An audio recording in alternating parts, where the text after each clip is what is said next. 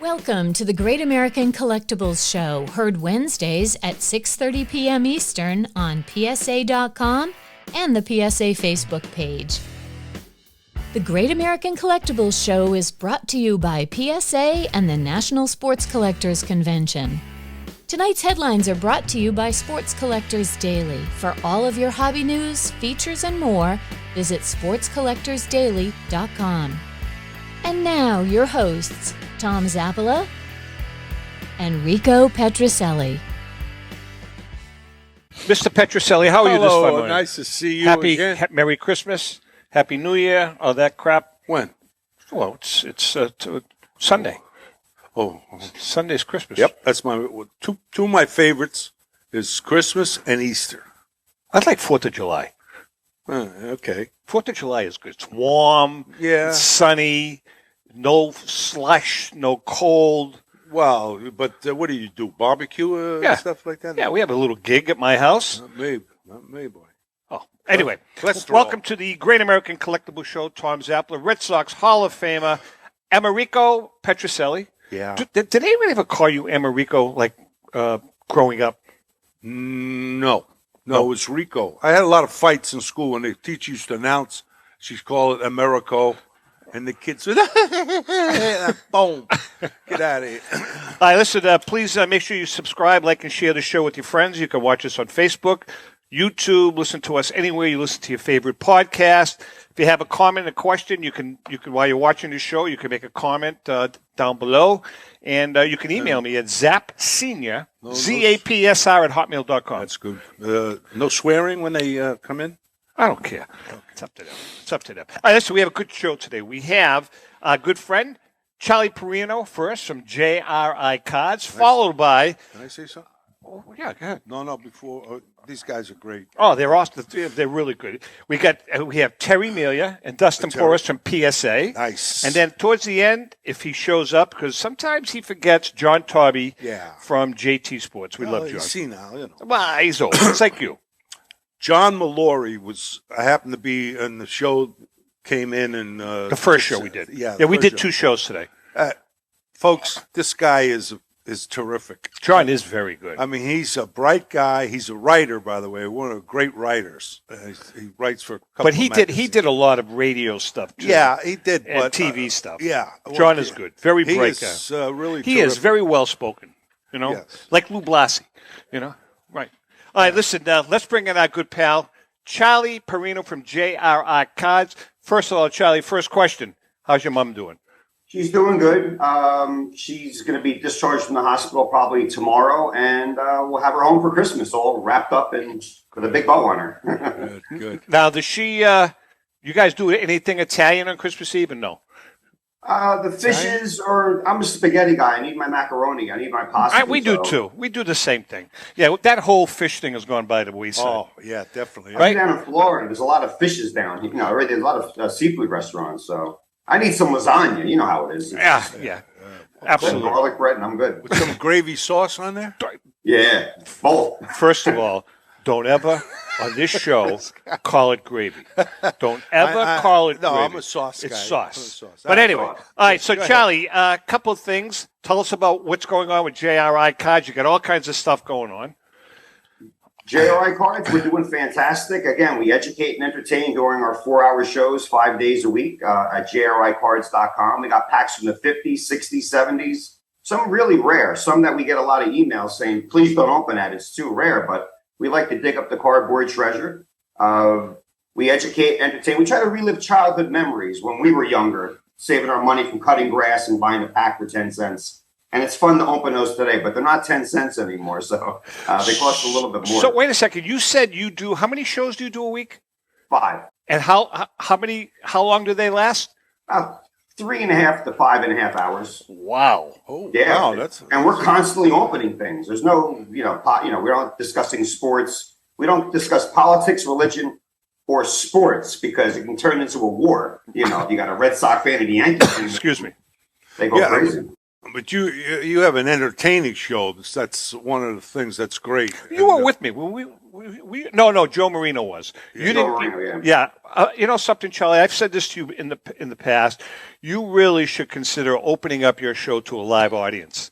Yeah, we're thinking you about said that. that. Once all this, the weather and the pandemic and all that Yeah, it's slowly hard. fades to almost zero, we're going to do that. Get those Rico's cards. right. What We do you do. call those cards? We entertain. You know, when we were little, opening up cards were fun, and a lot of people open packs online, but we make it fun and exciting. We don't just look for the hit and throw the cards away.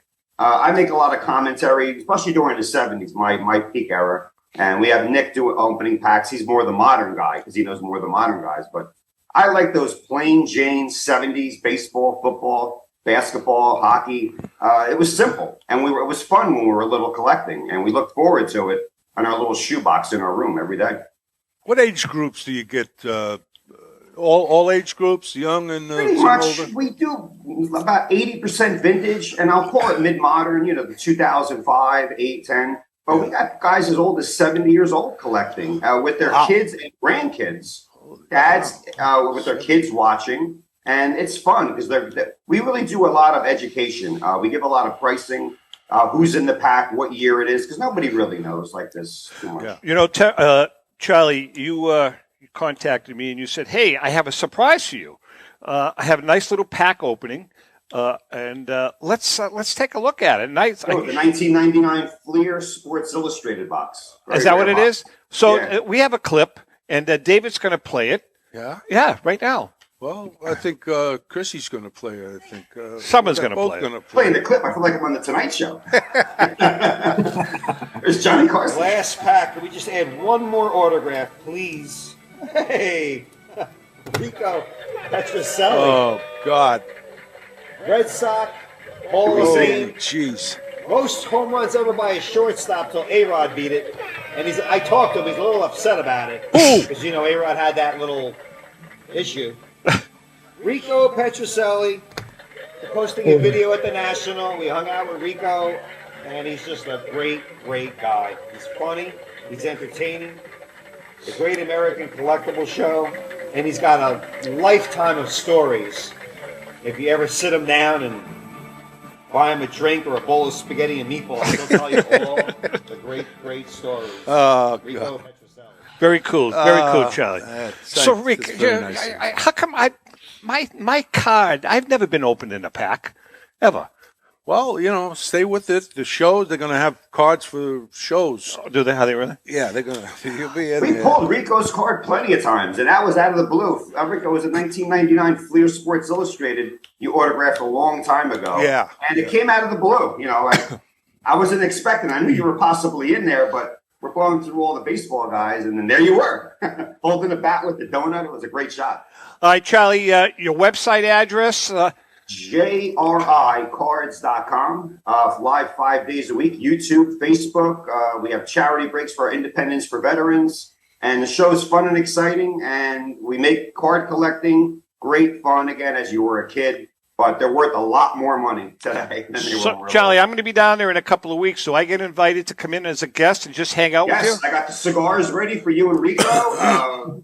Little scotch and I want to come down. I'm serious. I'm going to come across. No, I'm going to stay at a hotel. I'm not going to stay. No, you can stay at my house. What's cheaper in a hotel? $139 a night. Well, that's what I mean. I can get. Kidding me? I'm over for free breakfast. All right, Charlie, we love you. Thanks, Charlie. Hey guys, happy holidays. Same to you. When you get down Happy here, New Year. we'll get busy. We'll get to work. Take care, right, Charlie great. Parrino. Oh, Good that's guy, great. huh? Oh, Charlie good is, guys. he understands what we're all about. Yeah, yeah. Well, no, I think that it's a great idea to make it entertaining too, not just so. Well, that's what I mean. He makes it fun. Yep. I'll tell you what. He's got a beautiful. You haven't been there. No. He's got a beautiful operation down in West Palm. Beautiful. I'm going to come down. He's in one of those office condos. Yeah. Got a little studio. You got to come. Yeah, seriously. We'll have a blast with him. Yeah, I'll come. We'll come down. I'll tell you Come what. down. $119. No, I can get it for 84. Where? Motel 6? So All right. All right, listen, No. let's bring in our two guests, both PSA gurus. We have, we're going to hold him for last. Terry Melia from PSA. Terry does a little of everything. Writer, bon vivant. That's what I call very, Terry. very talented. And then man. we have Dustin Porras. Now, Dustin is the Pokemon guru. Welcome, guys. Hey, guys, how you doing? Hey, now, thanks for Good. having Hey, us. Rico. Hey, Tom. Happy holidays. Thank you. Now, Dustin, I want there's a qualifier here. I want you clearly to understand that I know nothing about Pokemon cards, and Rico knows less than me. Fair enough? That's fine. That's a situation I'm very familiar with. None of my family is into this kind of stuff, so whenever I have to describe my job to my parents, my brothers, whoever, it's the same thing. Well, So here's what I think is a good opportunity for you, because we have been asked many times over the years we've been on the air, what's this Pokemon stuff all about? Obviously, we deal with a lot of vintage collectors, modern collectors. So this may be an opportunity for people to learn, our viewers and our listeners on the radio, to listen, learn, and if you have kids or you're a collector yourself, pick it up. Where did they originate, the Pokemon cards? Again, these are very basic questions, Dustin. Yeah. I'm happy to educate all the listeners here. Pokemon originated from Japan. The franchise itself actually started in 1996. It started off with the flagship video games, Pokemon Red and Green. That's kind of where the franchise sprouted from, were these original video games. All the characters, all the references, all the locations, everything comes from those video games. So those came out in 1996 in Japan. They were a huge sensation right off the bat. And then from there, they're spraying comic books, TV shows, movies, and of course the trading card game. And it didn't hit the United States or North America until 1999, and it just took the world by storm from there. The fact that it was translated into all these different languages, French, German, Portuguese, and it still had the same resonance, says a lot about the franchise, and it just paved the way for success going forward. And all those things that I mentioned, the comic book, the series, the movies, all that stuff was also transplanted in these different countries. So, and here we are today. Pokemon turned 25 years old last year, and it's still going strong. The trading card game has evolved and changed so much since then. There's still new Pokemon video games and movies coming out constantly. So it's as strong and possibly even bigger than it was in its heyday in the 90s. So My happy 8-year-old grandson is really into it, and he tells me what he wants. So we'll go dig it out. How many different variations are there? How many different characters are there in Pokemon cards? The Pokemon franchise is actually split up into different generations. So in the 1990s, that first wave of trading card products and characters, that was 151. Those were 151 Pokemon. Since then, there's been 9 consecutive eras. We're in generation 9 now. And so there's several hundred. I've honestly lost count the exact number of Pokemon, but there are a ton to collect. And not only that, but there's a ton of nostalgia for the franchise, obviously. And so there's a lot of cards still coming out for those first generation Pokemon like Pikachu and Charizard, some of the more fan favorites. And so, yeah, I think we're probably pushing 1,000 at this point. That's of amazing. unique characters to collect. My grandson, 7 years old, comes over the other day. Same thing, right? Comes over two packs. I said, "What's this?" Pokemon. Well, of course, I knew. Let me see them. So we open them, and it's all different. I know, it's characters. crazy. So we thought it was a game. We were looking for instructions on some sort of a game, but there was no game. And all the cards. He loves them. Of He course, loves all them. the kids do. Oh, Hey, Terry, man. are you a Pokemon guy, Terry? Oh yeah. You really have to ask that question, Tom? Actually, my background includes 2.5 years working for Wizards of the Coast up in Seattle, but they produced a game called Magic the Gathering. So I was a recreational player there up in Seattle. This was about 22 years ago, but I never touched Pokemon, although it's quite the phenomenon. It's amazing, Terry. What is your Responsibility. yeah at PSA? My responsibility. A little of everything, I know, but My responsibility is to show up every day. Basically, I provide content, whether that's for the website, for the magazine, for the PSA blog. Or the Great American Collectibles Show. Or the Great American Collectibles Show, and orchestrating guests for your show periodically. Yep. I set up media interviews for people that want to interview guys like Nat Turner, or now our new president at PSA, Ryan Hogue, who has just come into, basically he's just come into that position about a month ago. We had sort of an organizational realignment. So Ryan's somebody that collectors are going to get to know a lot better in 2023. He's going to be writing president's messages to the collectors and things like that. So it's something to look forward to. And above all that, I edit and I copy edit and I try to proof as many things before they go out to the public. So my job is to really be, kind of the eyes on things before they go out to the public, to make sure that they're spelled right, it's grammatically correct, and all that good stuff. And what about... You should do some spelling for them. Don't start. And Dustin, what about you? What exactly is your position at PSA? So I'm a brand manager for the PSA set registry, and I specialize in TCGs, which it does include Pokemon, but also includes other trading card games like Terry mentioned Magic the Gathering, but also Yu-Gi-Oh! And MetaZoo and any game that you can play, essentially. So I build sets for the platform that collectors would want to challenge themselves to complete. I also work on the marketing front to promote the set registry services as a free service of psacard.com. I promote our services with regards to how you can track the value of your collection, how you can set goals for yourself, how you can add items to your inventory. So a little bit of it is building sets, but also a little bit of it is spreading the word as far as what the platform is and getting people excited and getting people signed up.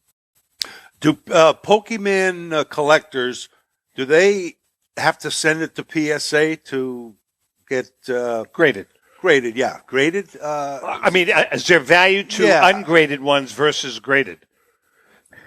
Certainly, yeah. There's raw Pokemon cards out there that have boatloads of value, even if they're ungraded. But the same principle applies to Pokemon cards as it does to sports memorabilia and collectibles. Of that, if you get it graded and authenticated by PSA, the value just shoots up. And the PSA has become kind of a household name in the last couple of years in the Pokemon community, whereas before it kind of wasn't so much, but influencers out there like Logan Paul, who's this big time YouTuber, have really pushed the hobby into the mainstream. And so Pokemon collecting has really kind of revved back up to and even surpassed the heights that it was in the 1990s, where you actually have kids. One of our marketing coordinators I saw just posted in our Slack channel the other day that her little nephew, probably not even 10 years old, was submitting cards to PSA. So there's actually a new generation of collectors, 10 years or even younger, that are familiar with PSA. They're aware of the value that it adds to their collection, and they're actually become submitters, which is really cool. What is the Mona Lisa of Pokemon cards? What is the Honus Wagner of Pokemon cards? All right, so I'll give you the Honus Wagner, and then I'll give you the Mickey Mantle. So the Honus Wagner, I would say, is the Pikachu Illustrator card, which is a prize card that was given out as a very limited exclusive competition in Japan through this magazine publication. And in order to win this, you had to submit artwork. You had to basically sketch out your own imaginary Pokemon card of your own design, submit it.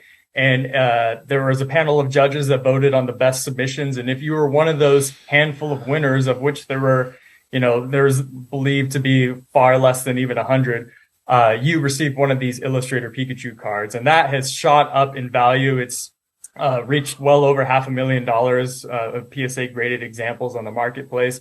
So in terms of just the best of the best, the cream of the crop is the Pikachu Illustrator card. And so I think that's probably the best comparison to the Honus Wagner. But there's if we want to compare it to the Mickey Mantle, something that's a little more mainstream, a little more accessible, but still retains that value. I would have to say it's the base set first edition Charizard. That card is super, super iconic. It's a fan favorite character, and it comes from the very first English released set from Wizards of the Coast in 1999.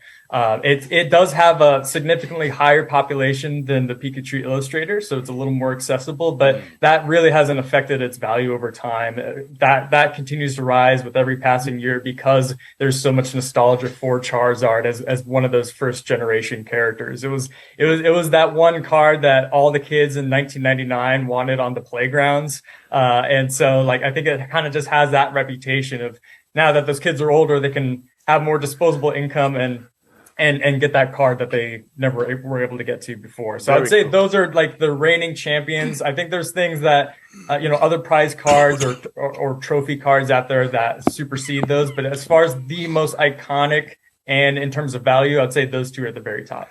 We are chatting with Dustin Porras and Terry Melia from PSA. We're going to take a quick break. When we come back, we're going to get back to them. And then we have an On Deck with Rico segment. Hang in there. We'll be right back. Okay. Since 1996, Brian Drent and the staff at Denver's Mile High Card Company have led the charge in the collectibles hobby. Mile High is a full-service dealer specializing in buying and selling cards and offers a competitive consignment program for all collectors. Whether it be their computerized want list service, appraisals, or auction services, Mile High has it all. If you've been searching for a company with a selection of high-grade vintage 1888 to 1970 baseball cards and memorabilia that shares your passion, aim high, Mile High. Go to milehighcardco.com or call 303-840-2784 for more information. This is Brian Drent, president of Mile High Card Company. Is your sports card and memorabilia collection properly insured? For easily replaced personal property, homeowners insurance is all most people need. But for prized possessions that you may have spent a lifetime collecting, it doesn't go nearly far enough. Collectables Insurance Services has been insuring for over 50 years. They offer a full range of protection and a $0 deductible at an affordable rate with no appraisals required. I know because they insure my collection. If you have a minute, go to collectinsure.com and learn more about insuring your personal card or memorabilia collection. Hi, this is Dan from Memory Lane Auctions, here to remind you that the renowned Memory Lane Collectibles Company has served as a beacon of light to the collecting community for the past several decades. Indeed, folks, it has been our utmost privilege and pleasure to provide the most enthusiastic collectors with an abundance of the finest sports cards and memorabilia for America's most coveted sports personalities via our world-class auctions. Whether you choose either a private sale transaction or the auction route, Memory Lane cordially invites you to reach out to us to maximize the value of your prized possessions. Also, it is not just sales that we pride ourselves on being the best of the rest, because if you are seeking a particular keepsake for your esteemed gathering, we will be relentless in our quest to find that special piece to fulfill your collecting dreams. So no time to wait. Reach out to us today for the purposes of capitalizing on our unparalleled marketing capabilities. Simply pick up the phone and dial 877-606-5263. That's 877-606-LANE, or find us on the World Wide Web at www.memorylaneinc.com. Now is the time for your valued consignment to ultimately become another one of Memory Lane's record-setting prices. How would you like to own the bat that was used by your favorite player when he hit that towering home run or game-winning base hit? Now look no further than JT Sports, specializing in the sale and authentication of professional game-used bats. As the official authenticators of professional model game-used bats for PSA DNA, JT Sports will guarantee the authenticity of any bat purchased from them. JT Sports also buys and sells game-worn uniforms, gloves, and baseball equipment. The unique quality of the collectible is what JT Sports is all about. Give them a call at 609-487-8003 or check them out at GameUseBats.com.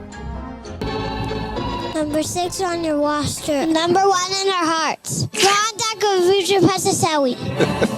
I can't get. They're cute kids. All right, it is time for our segment called On Deck with Rico, brought to us by our good friend Brian Dwyer and the great staff at REA Auctions. Don't forget to get your bid in by going to robertedwardauctions.com. That's Robert Edward Auctions for extraordinary results and extraordinary service. Today's question, Rick. Yes. This was submitted, and by the way, Mike Willett, he will win a T-shirt. Great American Collectibles Mike T-shirt. Willett sounds familiar. I don't know. Is he a friend of yours? No, the name sounds familiar. All right, here's a question. Your thoughts, Mr. Petrocelli, on the Aaron Judge contract as well as the Rodin contract with the Yankees. Yeah. What are your thoughts on both of them? Well, Judge had to sign, not just because of the 62 home runs, but the fact that people love him in New York. He's still young enough, and he's a big guy. He could continue to just to kill the ball, even if after 5 years or so, if he slows down, he's still very, very important. The money, I know fans say, well, the money. Look, you have to have in every sport stars, superstars. Okay, people come out to see them. They're always looking. What did Judge do? Now, the other guy, Rodin, he might have been overpaid a little bit. You think? Jeez. See, but that's... Well, but here's the thing, guys. The owners are making a ton of money. A ton. Even if people don't come out to the ballpark. All the technology out there that they're involved with. I don't know how much they make from the betting, but, it's just, they're making so much money. And the Players Association, players are going to get their share. And so don't feel, sorry for the owners. So let me ask you this question. Terry, you can chime in here because you're a baseball guy. Yeah. So I'm of the opinion that the Yankees have always kind of try to buy championships. Is there anything wrong with that? Not in this day and age. You have to go out and get and spend the money. And look at the Mets. I mean, of course, that's credible. The payroll is $300 million or something like that. So he wants a championship. Terry, what do you think? I'm always impressed with the smaller market teams. Like I think of the Kansas City Royals or the Tampa Bay Rays when they were, just getting their engine chugging, doing well in the playoffs and going far on a minimal payroll. But now I look at, my own Red Sox, and they can't seem to retain star players because they're not willing to spend. And yet I think they're still in the top 3 as far as payrolls go across Major League Baseball. So it's been a mystery to me to watch this offseason take place. So I'm a little disappointed with my own Red Sox, but by the same token, if the teams that have more money want to go out and offer incredible contracts to players, who's to stop them? Well, okay, and I agree with you, everything you're saying.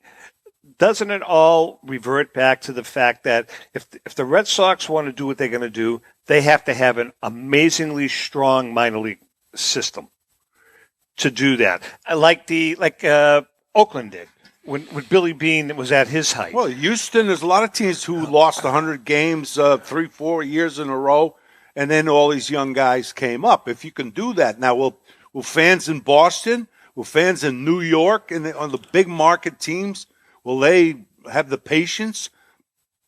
I don't think so. You look at that Billy Beane team, and that all disbanded because every one of those guys who became good, Jason Giambi, those guys just jumped ship. He went to the Yankees because it was a big contract. So again, maybe some homegrown talent. Johnny Damon was another one. I'm glad he wound up with the Red Sox for the time that he was there. But again, like I said before, how can you blame these guys for chasing the money? And I saw yesterday where the Red Sox signed Justin Turner. He's a 38-year-old. He's a reincarnation, I think, of Trot Nixon from the 2004 Red Sox. He's kind of that dirt dog guy. I like him. He's a gritty player, but we just offered him $22 million for 2 years, and he's going to be 40 years old. So I don't really get that, especially since we have Devers at third. I guess he's going to become a DH. Yeah, he'll DH. He'll DH. But it's like, why is Chaim Bloom making these kind of off-kilter acquisitions and letting superstars like Bogarts, of course, Mookie Betts, those guys disappear. I don't get that. There's a lot of teams who just want to be, because they don't have the money or they won't spend the money, they want to be competitive. Because if you're competitive, Terry, people are going to come out, get excited. Oh, we lost, but boy, next year, maybe we got a chance to win. They go on. But it's the teams that will, the teams that want to spend the money, like the Mets, like the Yankees, and a few other teams, they say we want to win now. And so that's it. And so it all depends on the fans. But they're making a ton of money, without having people to, even in the ballpark. So television contracts. Absolutely. Yeah, TV. All right, let's get back to some. Okay, I'm sorry. Yes. So, Terry, what were you going to say? Yeah. No, I was just going to say that's another, moneymaker for the owners and for the teams. Again, so I don't know exactly how profit sharing works all the time across Major League Baseball, but I'm sure there's some interesting meetings that go on when that takes place. Dustin, getting back to the Pokemon, first of all, how many? Tell us about the set registry winners. How many collectors are on the registry, and how many active sets are there on the registry? Well, we did a quarterly report in October 2022, and the number of members that had at least one TCG item in their inventory was over 14,000. So it makes up a big part of our set registry. Continues growing. We saw a lot of growth this year. Total number of active sets as of right now is 21,370.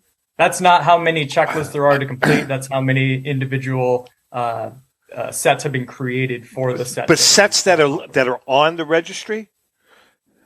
No, those are the total number of active sets. So if I'm a member and I see, a Charizard Master set and I wanted to start completing that checklist, that would generate one active set. So there's 21,370 of those. Let's talk about the grading process of Pokemon cards, if we can. And Terry, you can chime in here. So how long has PSA been grading Pokemon cards?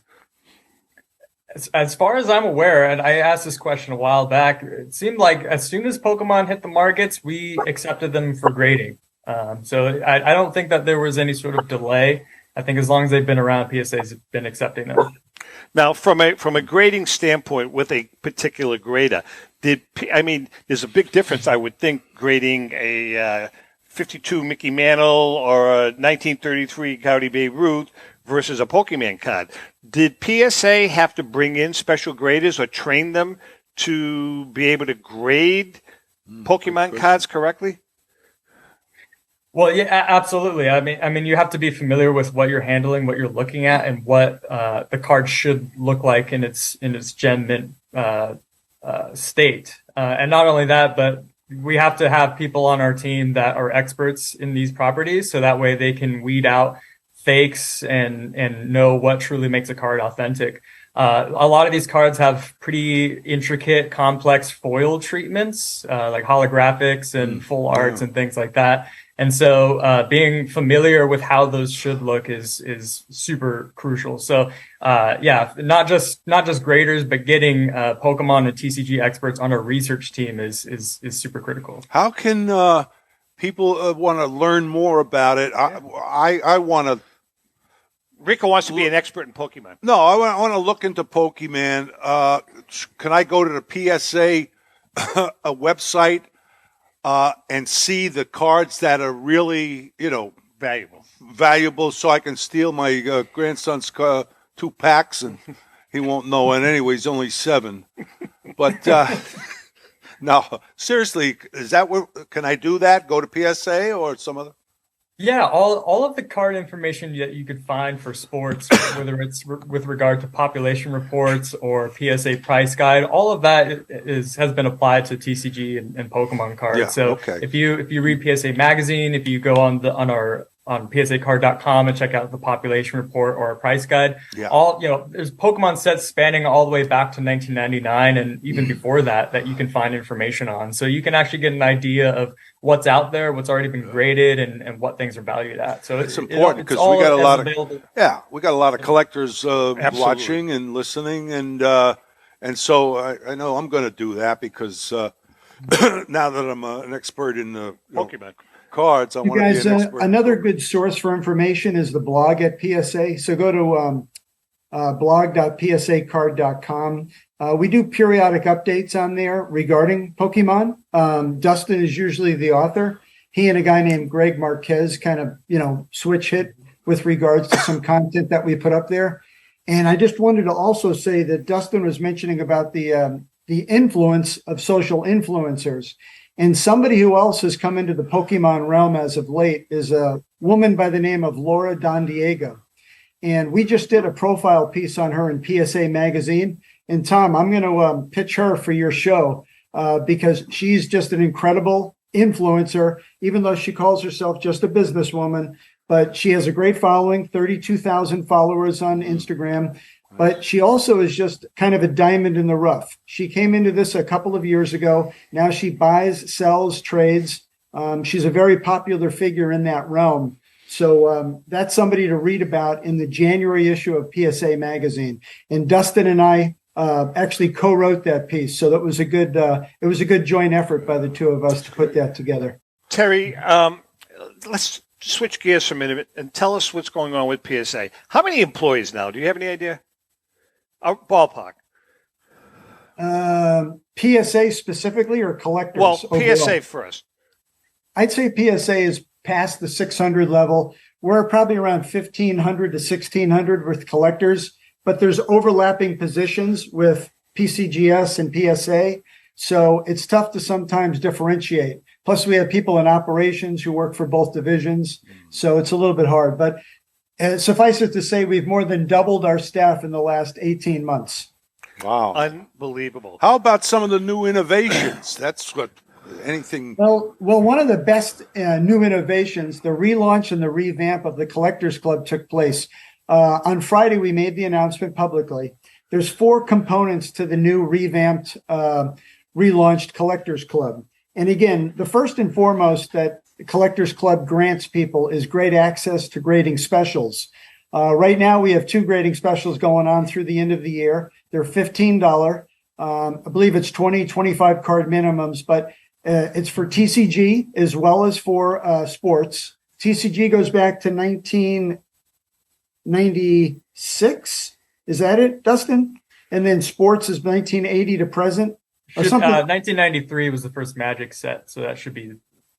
So those are grading specials that are taking place now at $15 per graded card, which is a good deal because normally it's 18, 19, sometimes $20. So jump on that. But the other thing about the Collectors Club revamp is not only do they get the great access to grading specials, but they also get a subscription to PSA Magazine, which is a $50 value. All of this is for $99, by the way. That's the buy-in for the PSA Collectors Club. You also get a copy of Tom and Ellen's book, the Diamondbacks collection, which profiled 50 of the greatest PSA graded cards ever, baseball cards ever.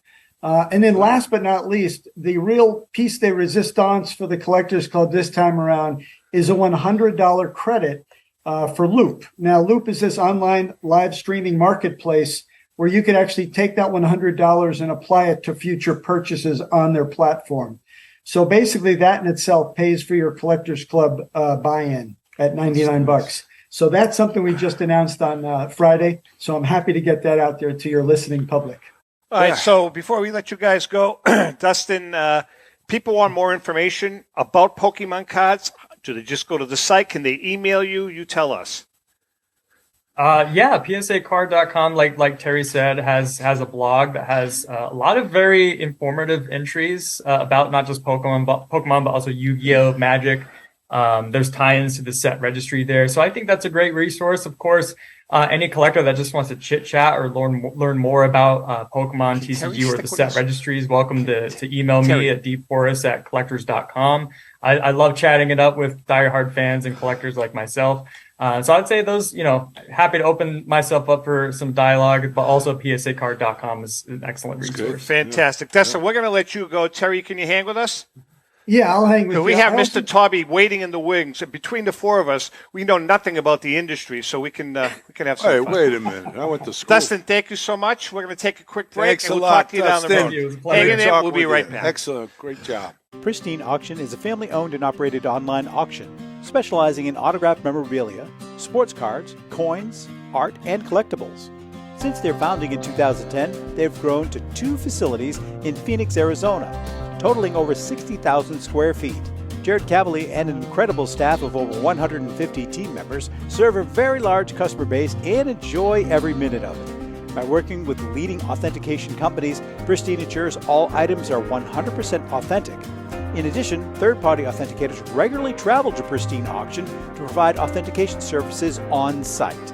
Pristine Auction strives to operate its business in a way that's honoring to God, their families, and their customers. With a strong focus on speed, quality, and premier customer service, their mission is to be the leading online auction for every level of collector and fan. Pristine also works for Hope Sports and Identity Hoops International, traveling to Mexico to build houses for the less fortunate.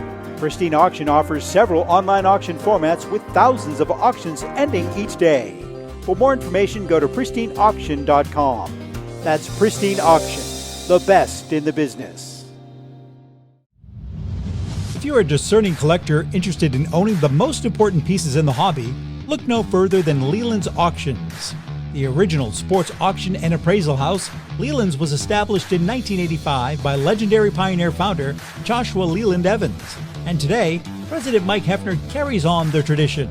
From the Tom Brady card and memorabilia collection, to the famed Boston Garden Auction, to high-end card auctions from every major sport, Leland's has always maintained the highest standards. Go to Lelands.com and get your bid in. That's Leland's, the hobby's leading sports auction house for 4 decades. It's often been said that championships are won on the practice field, and world records come only to those willing to work harder than everybody else. Heritage Auctions is the world's largest collectibles auctioneer because we believe that becoming the best is only an invitation to the challenge of remaining the best. This requires the skills of the hobby's top experts, capable of identifying and maximizing value for our consigners. It requires the most visited website in the industry, courting a global audience of collectors over 1.5 million strong. It requires a dedicated press department that expands our global reach far beyond the entrenched hobby marketplace. It's hard work, but a simple premise. Present the finest collectibles to the largest population of potential buyers, and world records will come. We invite all listeners to put the unmatched power of Heritage Auctions to work for you. Auction evaluations are always free, and our commission-based fee structure ensures that our interests are always aligned. The highest possible price for your collectibles. There will always be new world records to chase, so let's chase them together. Visit our website at ha.com and request your no-obligation review today. Hi, this is Dan from Memory Lane Auctions, here to remind you that the renowned Memory Lane Collectibles Company has served as a beacon of light to the collecting community for the past several decades. Indeed, folks, it has been our utmost privilege and pleasure to provide the most enthusiastic collectors with an abundance of the finest sports cards and memorabilia for America's most coveted sports personalities via our world-class auctions. Whether you choose either a private sale transaction or the auction route, Memory Lane cordially invites you to reach out to us to maximize the value of your prized possessions. Also, it is not just sales that we pride ourselves on being the best of the rest, because if you are seeking a particular keepsake for your esteemed gathering, we will be relentless in our quest to find that special piece to fulfill your collecting dreams. So no time to wait. Reach out to us today for the purposes of capitalizing on our unparalleled marketing capabilities. Simply pick up the phone and dial 877-606-5263. That's 877-606-LANE, or find us on the World Wide Web at www.memorylaneinc.com. Now is the time for your valued consignment to ultimately become another one of Memory Lane's record-setting prices. They are prized possessions, and you need a place to store them that is safe and secure. The eBay Vault is exactly that. An insured, climate-controlled facility with state-of-the-art security that guards your valuable collection around the clock. Your Vault account is protected by two-step verification and easily accessible through eBay Collection. And everything stored in the eBay Vault is backed by Authenticity Guarantee. Buying and selling is a seamless experience. When you buy an eligible card on eBay, it can be sent directly to the eBay Vault at checkout. Or, if it's already in the eBay Vault, you can just keep it there. And selling from the eBay Vault is just as easy. Every card in the vault has been expertly inspected, detailed, and photographed, so you can quickly sell it with a pre-populated listing. And if your buyer chooses to withdraw their card from the eBay Vault, we handle packing, shipping, and insurance. And same goes for you. If you want that rare rookie card in your hands, you can have it shipped to you at any time. Collect like a pro with the eBay Vault.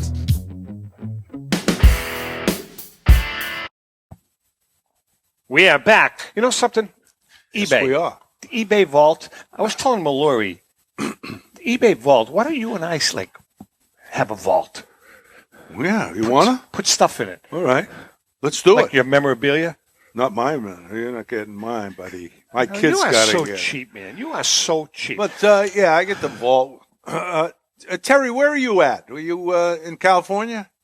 I'm in Oceanside, North County, San Diego. That's where I live. San Diego, nice. All right, so we're going to bring in our other pal. You'll see the shortstop there, huh?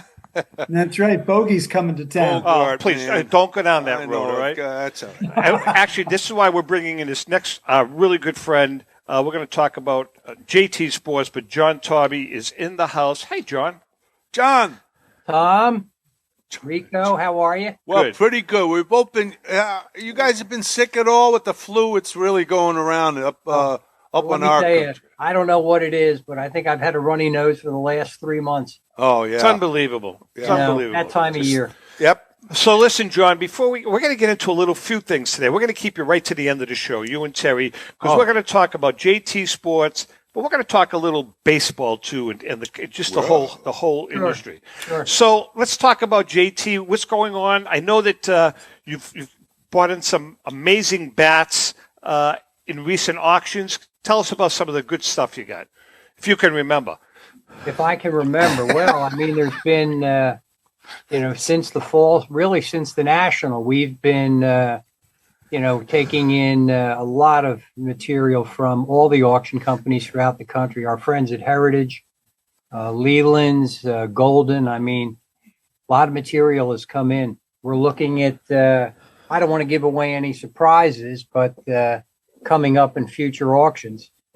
But we've looked at some great, recently a beautiful Ted Williams, Rico. Ted Williams, Rico? Signed by Ted Williams? Ted Williams. What's that, game used bat? A gamer. Oh, yeah. Yeah. Ooh, nice. A gorgeous bat from, he ordered it September 1st, 1960. Whoa. Oh, his that's when I was born. last order of bats, as a matter of fact. Yeah, he was something. John, I've seen some of the bats that have already shown up in some of these auctions. Yeah. I mean, there's been some really cool stuff that has gone through your hands that you authenticated. Oh, well, that's the bonus of the, if you want to call it a job and not a passion, that we do here. But the recent sales, you've seen that Ty Cobb, the photo match Cobb. Right. That one stands out.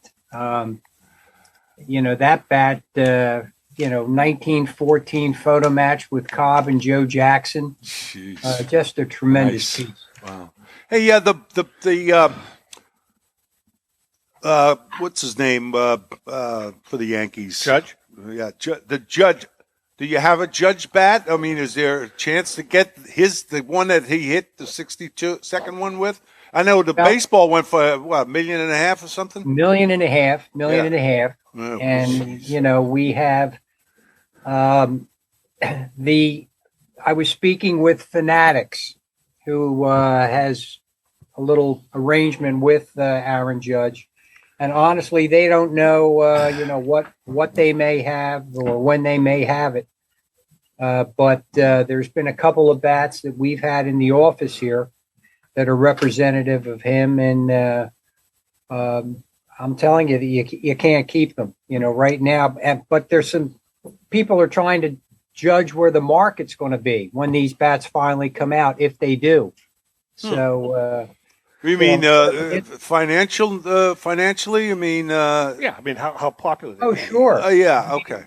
Yeah. I mean, this is arguably, he's right now one of the biggest stars, if not the biggest in the sport. Yeah. Plus, he's a New York Yankee, and Yankee material always tends to, sure, be a little outsell and is priced higher than any other material. Yeah. John, you do quite. Go ahead, Terry. What were you going to say? John, I have a quick question for you. You had mentioned that Ted's last bat order came on September 1st, 1960. Yep. And last home run was September 28th, 1960. That's right. The 521st home run.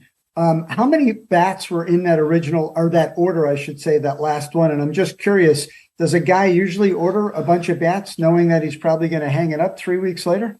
Well, in the order, there was a dozen bats. And they were the W215 model. That's it, yeah. All right. And, that's the model also, Rico, that Yaz, started using, probably under the influence of Ted. All of us. Well, no, you use a U1. No, that was, I used different models. But when I first came up, because of Ted, come to spring training and all that, I ordered a 215 also, but it was too big for me, you know what I mean? And Yaz got all the good wood anyway, so it didn't matter. Rico's bats used to have holes in them. No, but seriously. You had nice grain. You had nice wide grain. Yeah, I know it. Yeah. I wish I would have hit the ball with that grain. Right. But the Williams bat, this one has provenance, and it was cracked by Ted on September, I believe it was September 11th or 12th, 2 weeks after he received the order. Yeah. John, does anybody is in that order of bats, the last home run, is that bat exist? I believe that bat is in the Hall of Fame. It is. Okay. I think so too. Yeah. Tremendous piece. And the best part about it was the way Ted exited. It was so typically Ted Williams. He didn't even tip his cap. Nope. It was like there was only like 10,000 people at the game. Yeah, if that. Yeah. It was raining. Yeah. Weather wasn't good. Listen, we got about 5 minutes left, David. Let's change gears with both of you guys. John, I made a comment. I know you're not going to like what I'm saying, but it seems as though the Yankees are always trying to buy a championship. Well, George Steinbrenner, is responsible for the game as it is today. The Yankees, look, there's no question he went out. He was the first guy to, give big money on free agent contracts. Catfish Hunter. And not only that, one of the first teams to have a cable network. You guys were discussing that earlier. The advertising revenue. He goes out, he brings in players like, Hideki Arabu, Matsui, opens up the Oriental market, the TV market there, merchandise sales over there. The Yankees are all about, winning. That's part of their marketing plan. And, look, everybody today, it's not as if, everybody has money. It's just, how do they use it? Do they put it to the bottom line of the club, or do they go out and buy players? And it seems like, look at the terms of these contracts and the amounts. Well, something, staggering. Terry made a good point. I don't know what your feelings are, but Shane Bloom wants to develop. He's the general manager of the Red Sox. He wants to develop from inside. But then again, if you look at Dave Dombrowski bought a championship. He got the okay to do that, Terry. I mean, that's when the owners said, go ahead, we want a championship. And he went out and bought place, spent a lot of money. So you think they criticized him for it? You think they're positioning themselves to sell the club? And I don't know. I don't know. I'm also wondering about the interference or the distraction that, like the Fenway Group has right now. They have a lot of different commodities, if you will. There's Manchester United, for instance, they purchased. So how much focus is really just on the Red Sox. When John mentioned Steinbrenner, of course, back in the, 73, 74, whenever he signed Catfish Hunter, that was the first $1 million contract that I remember being offered to a player. That was groundbreaking at the time. But again, Steinbrenner was focused on the Yankees. John Henry, I think, has got his hands in a lot of different pots. Pittsburgh Penguin. He wants to buy a hockey team. He bought him. He bought him. Did he buy him? Yeah. And how about the racing? He's involved with car racing also, right? But I'm just saying. So he hired a guy like Shane Bloom to come in and be the GM, and try to, like you said, grow from within, maybe through the farm system, but. At the same time, don't deplete your stars. I agree. I mean, if they're trying to renegotiate with Devers. I mean, honestly, pay him whatever he wants. I agree. If you're Rafael Devers, do you want to stay there with what's going on? Absolutely not. I agree with you. Right now, no. I hope to God he doesn't leave. But what's there to keep him? I don't know. Exactly. I mean, and it's a shame because the Red Sox. I don't know. That's one of the teams that belong and always will be in the foundation of the game. Yes. I mean, the Red Sox, Yeah. No, you're right. One of the originals. You're right. Listen, we have about a minute left. John, website address, jtsports.com, correct? GameUsedBats.com. That's your website address? Hey, John, I want to make an offer. I'm a little slow. I'm a little slow. I'll make an offer on that Ted Williams bat. $8. I'll give you Tom, I also just wanted to 1,500. mention anybody who wants to join the PSA Collectors Club, go to psacard.com/join. That's great. It's $99. It's a great deal. Do it. Absolutely. Thank you, guys, as always. We wish you Hey, both thanks a lot. very, very happy All right, holidays. give you $2,000 for Ted Williams bat. You guys know what you mean to the show. You guys have been big supporters of the show since day one. We love you. Have a great holiday. Yeah, happy holidays. Merry Christmas. Healthy New Year. And a good 2023, guys. Happy holidays, guys. Okay, with that being said, Rico, we're just about out of time. I can't believe it. Merry Christmas, Happy New Year. And to our listening audience, Happy New Year. Dave, Chrissy, Chrissy, David. great job as always. And to our viewers and listeners, happy collecting.